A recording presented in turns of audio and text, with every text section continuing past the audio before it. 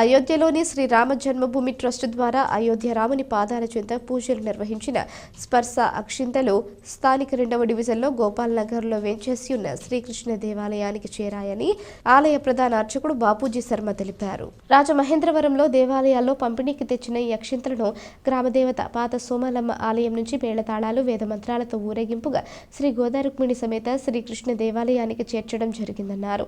ఆలయ కమిటీ అధ్యక్షుడు పక్కుర్తి సత్యబాబు, అర్చకుడు బాపూజీ శర్మ మాట్లాడుతూ ఈ అక్షింతలను ప్రతి ఇంటికి చేర్చేందుకు అవసరమైన కార్యాచరణ చేస్తున్నామన్నారు. ప్రతి ఒక్కరూ శ్రీరాముడి పాదాలను స్పర్శించిన అక్షింతలను స్వీకరించి ఆ శ్రీరాముడి కృపకు పాత్రుడు కావాలని కోరారు. శ్రీ మహావిష్ణువుకి ప్రీతిపాత్రమైన ధనుర్మాసంలో ప్రతిరోజు ఉదయం సాయంత్రం శ్రీకృష్ణ దేవాలయంలో ప్రత్యేక పూజలు, అభిషేకాలు జరుగుతున్నాయని తెలిపారు. భక్తులందరూ ఈ కార్యక్రమాల్లో పాల్గొని తీర్థ ప్రసాదాలు స్వీకరించాలని విజ్ఞప్తి చేశారు. కార్తీక మాసం 4 రోజుల పాటు పరమశివుడికి భక్తి శ్రద్ధలతో పూజలు నిర్వహించామని వివరించారు.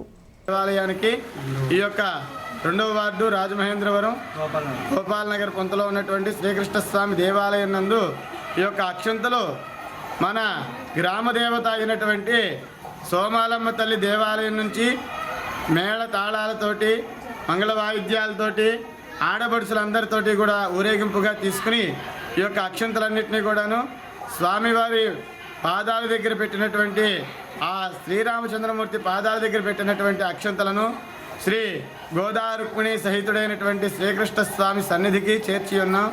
అదేవిధంగా ఈ యొక్క అక్షంతలను ప్రతి ఒక్క భక్తుని ఇంటికి కూడా, ప్రతి ఇంట్లో ఉండేటటువంటి ప్రతి భక్తుడికి కూడా స్వామివారి ప్రసాదాన్ని అందించాలి అనేటటువంటి ఒక మంచి కార్యక్రమాన్ని రేపు రాబోయేటటువంటి కాలంలో ఈ యొక్క మంచి కాలం అంతా కూడా, మంచి కార్యక్రమం అంతా కూడా జరుగుతుంది.